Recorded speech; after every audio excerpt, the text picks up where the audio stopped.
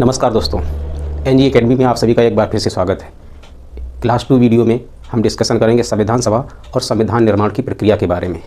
हम लोगों ने क्लास 1 के वीडियो में देख चुके हैं कि आज़ादी से पूर्व संवैधानिक विकास की अवस्था 2 चरणों में पूर्ण हुई, 1773 से 1857 की क्रांति तक। इस पीरियड में ईस्ट इंडिया कंपनी, जो एक वाणिज्यिक कंपनी के साथ साथ भारत में सरकार संचालित करने का भी काम कर रही थी। 1857 की क्रांति के पश्चात ब्रिटिश कौन ने भारत का शासन की बागडोर अपने हाथों में ले ली और भारत का शासन भारत राष्ट्र सचिव और वायसराय के माध्यम से संचालित किया और ये व्यवस्था आज़ादी तक चलती रही। आज़ादी के समय भारतीय नेताओं के द्वारा भारतीयों के लिए और भारतीयों द्वारा निर्मित एक संविधान की आवश्यकता महसूस की गई, जो कि संविधान सभा के निर्माण के द्वारा पूर्ण की गई। संविधान सभा का निर्माण कैसे हुआ और संविधान से संबंधित प्रावधान किस तरीके से समाहित किए गए, इस वीडियो में हम देखेंगे। ये वीडियो पूर्णतः संविधान सभा एवं संविधान निर्माण की प्रक्रिया को समर्पित है। हम देखते हैं कि संविधान सभा का निर्माण किन किन प्रक्रियाओं से गुजरा, कौन कौन से घटनाक्रम इससे संबंधित हैं। हम जानते हैं कि संविधान सभा की जो संविधान सभा का निर्माण का जो सर्वप्रथम विचार रखा था, वो साम्यवादी नेता एम.एन. राय ने 1934 में दिया था। संविधान सभा के निर्माण का प्रथम विचार, संविधान सभा के निर्माण का सर्वप्रथम विचार एम.एन. राय ने दिया था। कब? 1934 में। एक साम्यवादी नेता एम.एन. राय ने 1934 में दिया। 1934 में इस स्वराज पार्टी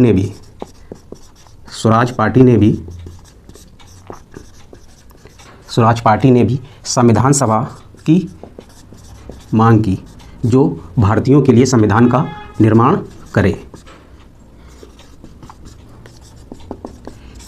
संविधान सभा का निर्माण करे, ये तो भारतीयों के द्वारा संविधान सभा के निर्माण की मांग की गई, लेकिन अंग्रेजी शासन, ब्रिटिश सरकार द्वारा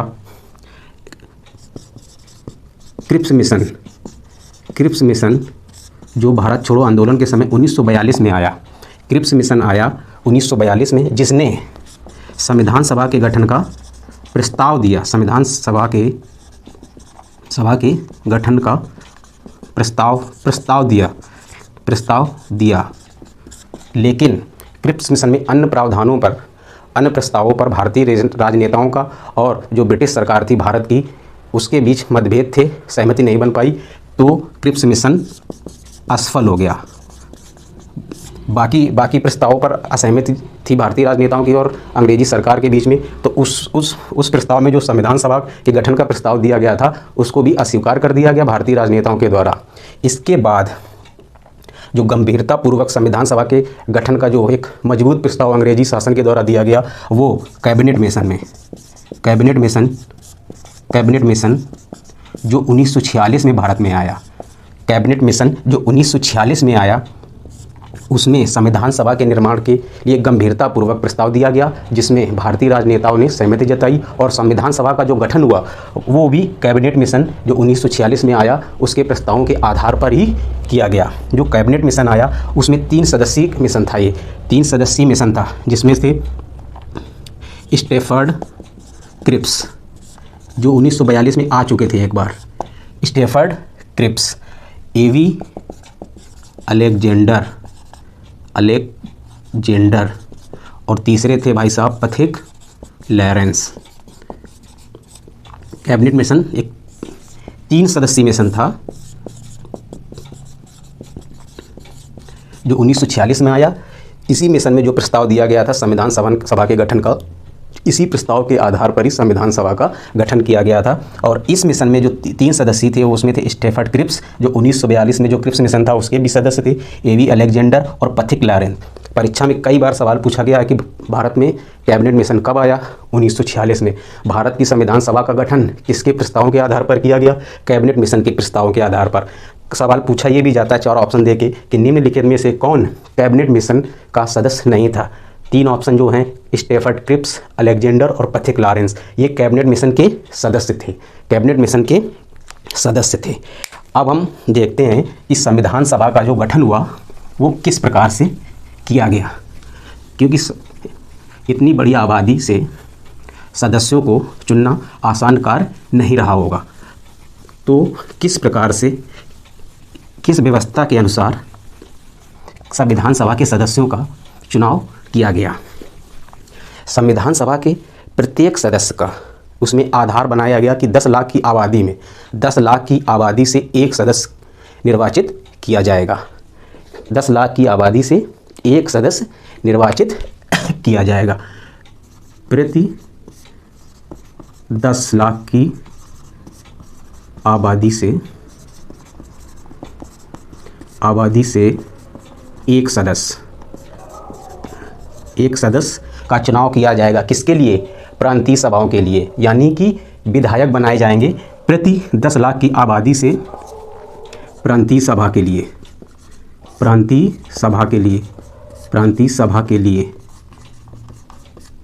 जो प्रांतीय सभा के सदस्य होंगे, जो प्रति 10 लाख की आबादी से एक सदस्य चुना जाएगा, उसका निर्वाचन कैसे किया गया? प्रत्यक्ष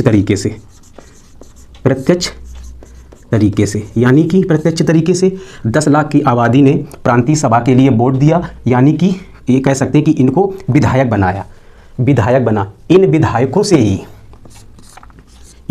से ही संविधान सभा के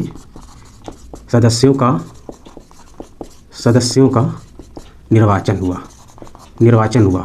यानी कि संविधान सभा के सदस्यों के निर्वाचन के लिए प्रांतीय सभा के जो सदस्य थे वो निर्वाचक मंडल बनाए गए। ये निर्वाचक मंडल बना किसके लिए? संविधान सभा के सदस्यों के निर्वाचन के लिए। तो इस पूरी प्रक्रिया में देख सकते हैं कि जो संविधान सभा के सदस्यों का निर्वाचन हुआ वो प्रत्यक्ष रूप से हुआ कि अप्रत्यक्ष रूप से हुआ? अप्रत्यक्ष रूप से हुआ। क्योंकि इसके सदस्यों का निर्वाचन संविधान सभा के प्रांतीय सभा के सदस्यों के आधार पर किया गया, यानी कि प्रांतीय सभा के जो सदस्य थे, यानी कि जिन्हें विधायक कह सकते हैं आज के समय में, कि जो विधायक थे राज्यों के विधायक थे, जो ब्रिटिश शासन के जहाँ पे गवर्नर का शासन था, उसके जो प्रांत थे, उसके सदस्यों ने संविधान सभा के सदस्यों का निर्वाचन किया। तो हम यहाँ से कह सकते हैं कि जो संविधान सभा के सदस्यों का जो निर्वाचन हुआ, अप्रत्यक्ष निर्वाचन हुआ कि नहीं हुआ? अप्रत्यक्ष निर्वाचन हुआ। कभी पूछा जाता है, कई बार सवाल ये पूछा गया है कि संविधान सभा के सदस्यों का निर्वाचन किसके द्वारा हुआ? प्रत्यक्ष ऑप्शन में हो सकते हैं कि प्रत्यक्ष रूप से जनता के द्वारा, या अप्रत्यक्ष रूप से प्रांतीय सभा से। 2 ऑप्शन और दे सकते हैं, लेकिन सही ऑप्शन क्या होगा? प्रांतीय सभा के सदस्यों के द्वारा। प्रांतीय सभा के सदस्यों के द्वारा संविधान सभा के सदस्यों का निर्वाचन किया गया। इसलिए हम कह सकते हैं कि संविधान सभा के जो सदस्यों का निर्वाचन हुआ वो अप्रत्यक्ष रूप से किया गया। अब देखते हैं कि संविधान सभा में जो सीटें थी या सदस्य थे वो कितने थे, और उन सदस्यों का निर्वाचन कहाँ से किया गया। अभी तो हमने देख लिया कि संविधान सभा के जो सदस्य थे वो किस प्रकार निर्वाचित करने का प्रावधान किया गया, चुनने का प्रावधान किया। जो सदस्य संख्या थी संविधान सभा की सदस्य, उसकी सदस्य संख्या निर्धारित की गई थी 389 मेंबर्स। 389 सदस्यीय संविधान सभा का प्रावधान किया गया था। इससे आप समझ सकते हैं कि 389 सदस्य, यानी कि अभी आपने देखा कि प्रति 10 लाख की आबादी से एक सदस्य का निर्वाचन किया, तो इससे समझ में आ रहा है, समझ सकते हैं कि लगभग 38 से 40 करोड़ जनसंख्या उस समय मताधिकार का प्रयोग किए, क्योंकि 10 लाख की आबादी में एक सदस्य का चुनाव किया गया था। इस 389 में जो कि 296 जो सदस्य थे, 296 सदस्य थे, वो कहाँ से थे? ब्रिटिश शासित प्रांतों से किया गया। ब्रिटिश शासित प्रांत कौन थे? जहाँ से ब्रिटिश की सरकार गवर्नरों के द्वारा शासन करती थी। वो जैसे कौन से हो सकते थे? जैसे बंगाल प्रांत हुआ, बंगाल हो गया, मद्रास प्रेसिडेंसी हो गया, बम्बई प्रेसिडेंसी हो गया, उड़ीसा हो गई, संयुक्त प्रांत हो गया, जो आज का यूपी कह सकते हो उसको, संयुक्त प्रांत हो गया, मध्य प्रांत हो गया, बिहार भी हो गया, सिंध हो गया। ये सब लगभग 11 प्रांतों से 296 सदस्यों का निर्वाचन किया गया। और जो कि 93 जो सदस्य थे, 93 जो 93 मेंबर थे, 93 सदस्य थे, वो रियासतों से 93 सदस्यों को रियासतों से चुना जाना था। चुना क्या जाना था? जो रियासत के नवाब और राजा थे उनके द्वारा उनके नाम की सिफारिश की जानी थी, उनके द्वारा उनके नाम की सिफारिश की जानी थी। जब चुनाव हुआ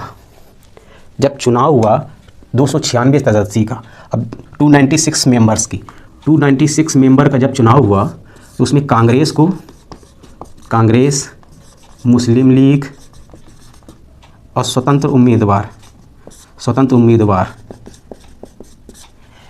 का 296 सदस्य जो 296 मेंबर जो चुने गए जो ब्रिटिश शासित प्रांत थे, उसमें से कांग्रेस को 207, 73 और 15 उम्मीदवार स्वतंत्र जीते। कांग्रेस को कितने मिले? 208 उम्मीदवार कांग्रेस के जीते, मुस्लिम लीग के 73, 73 और स्वतंत्र उम्मीदवार 15 जीते। इस प्रकार 389 सदस्यीय संविधान सभा का गठन किया गया। इसमें एक बस इंपॉर्टेंट सवाल ये है कि कैबिनेट मिशन ने कितने सदस्यीय संविधान सभा के गठन का प्रस्ताव किया? 389। कभी कभी पूछा भी जा सकता है कि कांग्रेस ने कितनी जीती संविधान सभा में, कांग्रेस के सदस्य कितने थे? 208। मुस्लिम लीग के कितने थे? 73। स्वतंत्र उम्मीदवारों की संख्या कितनी थी?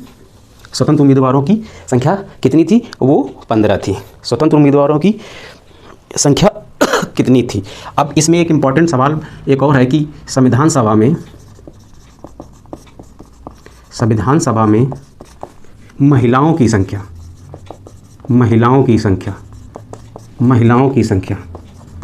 कितनी थी? 15 थी। 3-4 नाम देख लेते हैं। जैसे उसमें थी सरोजनी नायडू, सुचेता कृपलानी, राजकुमारी अमृत कौर, विजय लक्ष्मी पंडित, अन्य नाम थे। इसमें 4 नाम हैं। अगर सवाल आ सकता है कि 15 सदस्य, क्योंकि UPSSC में ये सवाल पूछा गया है, UPSSC में ये सवाल पूछा जा चुका है कि संविधान सभा में महिला सदस्यों की संख्या कितनी थी? 15 थी। अब अगर इसी सवाल से एक और क्वेश्चन बनाने का प्रयास किया जाएगा तो उसमें से पूछ लेगा कि संविधान सभा में निम्नलिखित में से कौन महिला सदस्य नहीं थी? तो 3-4 नाम है, 15 नाम तो ज़्यादा हो जाएंगे। अगर इनमें से कोई नाम हुआ, सरोजनी नायडू हुआ, सुचेता कृपलानी हुआ, राजकुमारी अमृत कौर, विजय लक्ष्मी पंडित, तो हम वो सवाल टिक करके आगे बढ़ जाएंगे। संविधान सभा का गठन हो चुका है। अब संविधान सभा को अपना कार्य प्रारंभ करना था। अपना कार्य प्रारंभ करने के लिए संविधान सभा की जो प्रथम बैठक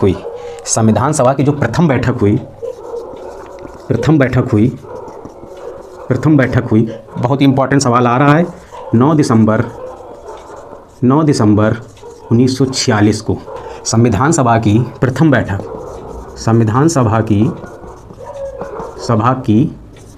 प्रथम बैठक 9 दिसंबर 1946 को हुई। ये सवाल कई बार विभिन्न परीक्षाओं में पूछा गया है। हमको याद रखना है कि संविधान सभा की प्रथम बैठक 9 दिसंबर 1946 में हुई। आपको अभी बताया जा चुका है कि संविधान सभा का गठन कैबिनेट मिशन के माध्यम से किया गया था। कैबिनेट मिशन कब आया? 1946 में। 1946 से तो आपको 1946 याद रखा गया। तो आप आइडिया के लिए सोच सकते हैं कि संविधान सभा का गठन हो गया 1946 में, कि पूरा साल तो निकल गया होगा, मतलब मोटा मोटी ऐसा याद करने के लिए, सिर्फ ऐसा कुछ नहीं। तो दिसंबर आ गया, दिसंबर 1946 भी आ जाएगा। और तारीख 9 दिसंबर 1946 को संविधान सभा की प्रथम बैठक हुई। एक और सवाल आ रहा है कि जिसकी अध्यक्षता की, प्रथम बैठक की अध्यक्षता की डॉक्टर सच्चिदानंद सिन्हा ने प्रथम बैठक जो कि एक अस्थाई सदस्य के रूप में थे, अस्थाई रूप से अध्यक्षता की थी उन्होंने। जो प्रथम बैठक थी, अध्यक्षता डॉक्टर सच्चिदानंद सिन्हा ने की थी। आजकल भी अभी भी वर्तमान समय में जब जैसे संसद का चुनाव होता है, संसद के सदस्यों का, लोकसभा का, उसमें लोकसभा स्पीकर होता है ना, तब तक तो लोकसभा स्पीकर का चुनाव होता नहीं है, क्योंकि संविधान सभा की जो पहली बैठक है उसके पहले तक तो वो जो पहले वाला लोकसभा अध्यक्ष रहता है वो रहता है। जैसे नई सदस्यों वाली लोकसभा आ जाती है, वो उस दिन से उसका पद रिक्त माना जाता है। तब उस दिन क्या होता है, जो सभी सदस्य होते हैं सभी सदस्य होते हैं वो मिल के, जो सबसे बुजुर्ग होता है, जो अनुभवी होता है उसको, या कई बार का सांसद रहा होता है तो उसको लोकसभा अध्यक्ष या स्पीकर बना देते हैं, जिसको प्रोटेम स्पीकर करके एक टर्म इस्तेमाल किया जाता है, प्रोटेम स्पीकर। वही समझ सकते हैं कि जो पहली बैठक हुई है उसमें डॉक्टर सच्चिदानंद सिन्हा अस्थायी रूप से अध्यक्षता की। जब दूसरी बैठक हुई, सेकंड बैठक कब हुई? 11 दिसंबर 1946 को। तब स्थायी अध्यक्ष डॉक्टर राजेंद्र प्रसाद को संविधान सभा का स्थायी अध्यक्ष चुना गया। संविधान सभा का स्थायी अध्यक्ष चुना गया। अब संविधान सभा का कार्य क्या था? संविधान सभा का मुख्य कार्य तो यही था कि संविधान का निर्माण करना। संविधान का निर्माण किस तरीके से होता? विभिन्न प्रकार के अनुच्छेदों को समाहित करना, जो देश के सामाजिक, आर्थिक, राजनीतिक व्यवस्थाओं को संचालित करने में मदद करे। संविधान सभा का जो गठन हुआ उसका कार्य था संविधान का निर्माण करना, और उसमें विभिन्न प्रकार के प्रावधानों, अनुच्छेदों और जो संवैधानिक प्रावधान है उनको समाहित करके जो देश को संचालित करने में मदद करे, उसका निर्माण करना था। एक पॉइंट और है कि जो संविधान सभा का जो प्रथम प्रारूप था, संविधान सभा का जो B.R. अम्बेडकर के मार्गदर्शन में जो प्रारूप समिति गठित हुई थी, उसके अलावा एक प्रारूप B.N. राव जी ने संविधान का प्रथम प्रारूप तैयार किया था। प्रथम प्रारूप तैयार किया था। ये सवाल आ चुका है कि संविधान सभा का प्रथम प्रारूप तैयार किसने किया था? B.N. राव ने। इसी के आधार पर B.N. राव को संविधान सभा का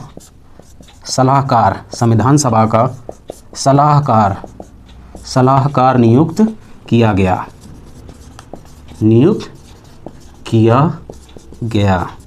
संविधान सभा का सलाहकार नियुक्त किया गया। संविधान में 26 नवंबर 1949 को संविधान स्वीकार कर लिया गया। किसके द्वारा? संविधान सभा के द्वारा। 26 नवंबर 1949 को संविधान सभा के द्वारा संविधान स्वीकार कर लिया गया। कब स्वीकार कर लिया गया? 26 नवंबर 1949 को संविधान को स्वीकार किया गया। किस तिथि को स्वीकार किया गया? 26 नवंबर 1949 को। कौन सी बैठक थी वो? 11वीं बैठक थी। 11वीं बैठक थी। कब? 26 नवंबर 1949 को संविधान सभा द्वारा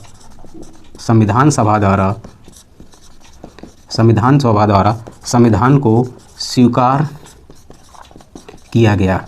जो डॉक्टर भीमराव अंबेडकर की अध्यक्षता में जो प्रारूप समिति थी, उसने जो संविधान बनाया था, संविधान सभा में विभिन्न चर्चाओं और मंत्रणाओं के बाद जो संविधान तैयार हुआ, 26 नवंबर 1949 को संविधान सभा ने उस संविधान को स्वीकार कर लिया।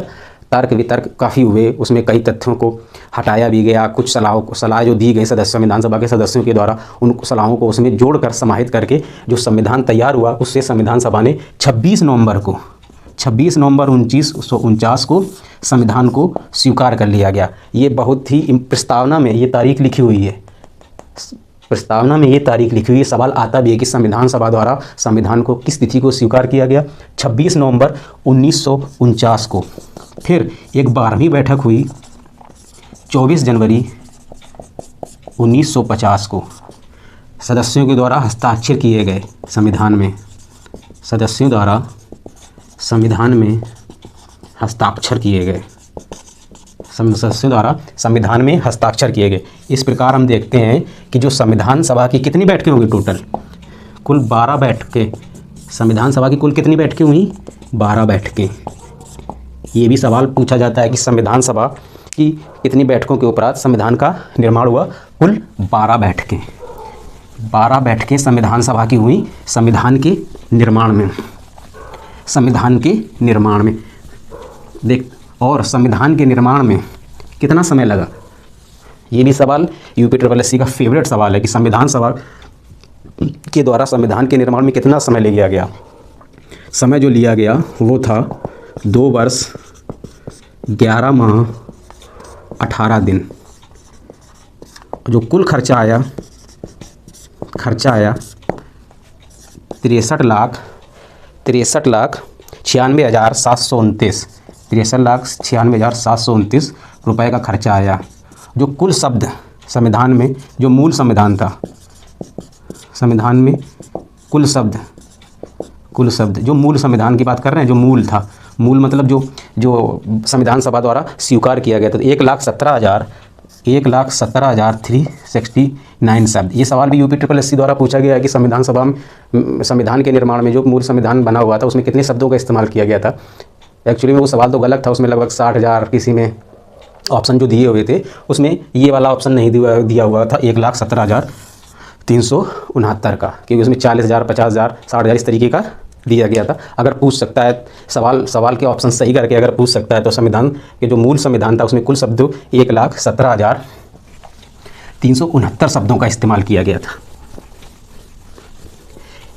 इसके बाद हम कुछ प्रश्नों के माध्यम से कि इस टॉपिक से, उससे पहले हम देख लेते हैं कि संविधान सभा ने संविधान के निर्माण के साथ साथ और भी क्या क्या दो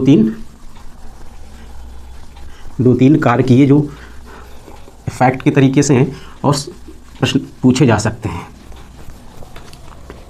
कि राष्ट्रगान है, जैसे राष्ट्रगीत है, इसको संविधान की सभा के द्वारा ही स्वीकार किया गया था कि हाँ हमारा जनगणमन राष्ट्रगान होगा, वंदे मातरम राष्ट्रगीत होगा, और तिरंगा झंडा का स्वीकार करना कि हाँ झंडा हमारा ये होगा। तो ये तिथि जो हैं 3 उसको भी देखते कि संविधान सभा के द्वारा जो अन्य कार्य किए गए थे वो था राष्ट्रीय ध्वज को अपनाना, राष्ट्रीय ध्वज को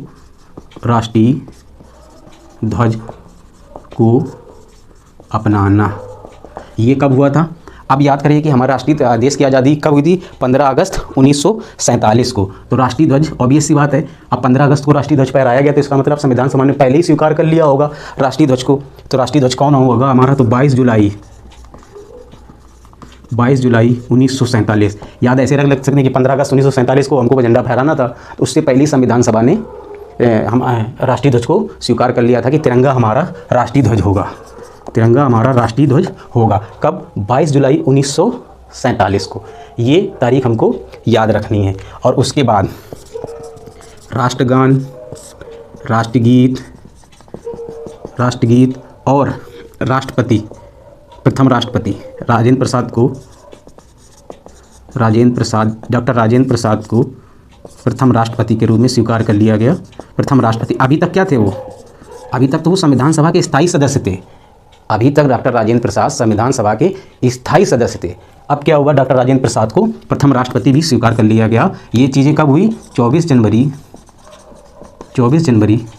1950 को। अब इसको कैसे याद कर लगते हैं कि अब 26 जनवरी आने वाली है, हम सबको जनगणमन गाना है, तो जनगणमन गाना है तो उससे पहले तैयारी करना है। जनगणमन कौन सा होगा? तो 24 जनवरी 1955 को राष्ट्रगान स्वीकार कर लिया गया संविधान सभा के द्वारा कि जनगणमन हमारा राष्ट्रगान होगा। ये याद हमको इस तरीके से रख सकते हैं कि राष्ट्रगान है तो राष्ट्रगीत भी है, और राष्ट्रपति की भी जरूरत होगी तो डॉक्टर राजेंद्र प्रसाद को प्रथम राष्ट्रपति के रूप में स्वीकार कर लिया गया। अब कुछ प्रश्नों के माध्यम से देखते हैं कि इस टॉपिक से कितने टाइप के सवाल बन सकते हैं, उनकी भाषा क्या हो सकती है। सबसे इंपॉर्टेंट तो ये भी हो सकता है ना कि कभी कभी आपको सवाल आ रहा हो और भाषा में दिक्कत की वजह से आपका सवाल गलत हो जाए। तो क्वेश्चन देखते हैं कि संविधान सभा में सदस्यों का चुनाव कैसे हुआ? ये सवाल हो सकता है। और ऑप्शन दे दे सीधे जनता द्वारा। दूसरा ऑप्शन हो सकता है INC यानी कि कांग्रेस के द्वारा, कांग्रेस के नामांकन द्वारा, सिर्फ कांग्रेस के नामांकन द्वारा, भारतीय राज्यों द्वारा, भारतीय रियासतों द्वारा। डी ऑप्शन है प्रांतीय सभाओं द्वारा। ये सवाल इस तरीके की भाषा के साथ पूछा जा सकता है। आपको सभी लोगों को पता है कि संविधान सभा के जो सदस्यों का निर्वाचन हुआ था वो प्रांतीय सभा के सदस्यों के द्वारा, जो प्रांतीय सभा के सदस्य थे उन्हें सीधे जनता द्वारा चुना गया था। तो इसका करेक्ट ऑप्शन क्या होगा? प्रांतीय सभाओं के द्वारा, क्योंकि संविधान सभा के जो सदस्य चुने गए थे वो अप्रत्यक्ष रूप से चुने गए थे प्रांतीय सभा के सदस्यों के माध्यम से। आज दूसरा सवाल इस तरीके से भी पूछा जा सकता है क्वेश्चन कि संविधान सभा का गठन किया गया था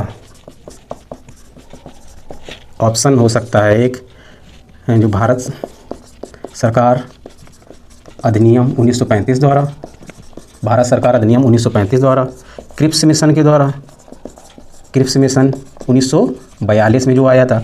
सी ऑप्शन हो सकता है कैबिनेट मिशन के द्वारा, कैबिनेट मिशन के द्वारा, कैबिनेट मिशन जो 1946 में आया। या डी ऑप्शन स्वतंत्रता अधिनियम 1947 के द्वारा। तो आप सभी को अभी बताया जा चुका कि संविधान सभा का जो गठन किया गया था वो कैबिनेट मिशन के द्वारा किया गया था। सिर्फ इतना बताना था सवाल का कि किस तरीके से सवाल फ्रेम होता है, संविधान सवाल बनता है।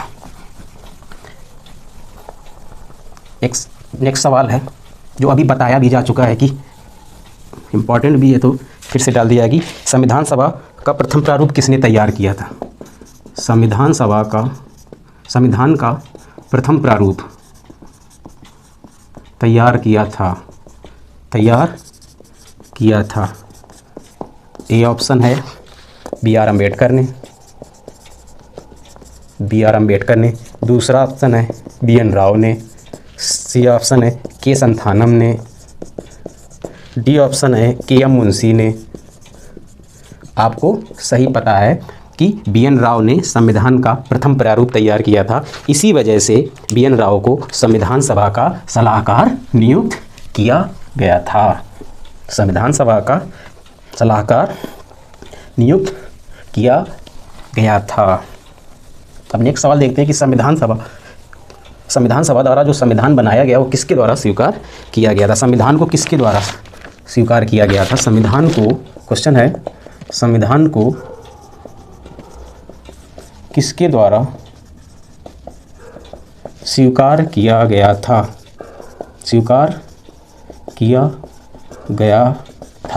ये ऑप्शन है संविधान सभा द्वारा, बी ऑप्शन है ब्रिटिश संसद द्वारा जो लंदन में थी, सी ऑप्शन है गवर्नर जनरल द्वारा, और डी ऑप्शन है भारतीय संसद द्वारा। करेक्ट ऑप्शन कौन सा है? संविधान सभा द्वारा। कब किया गया था? 26 नवंबर 1949 को संविधान को किसके द्वारा स्वीकार किया गया था। संविधान को किसके द्वारा स्वीकार किया गया था। एक सवाल और देखते हैं कि संविधान सभा की अंतिम बैठक कब हुई थी। संविधान सभा की, क्वेश्चन है, संविधान सभा की अंतिम बैठक,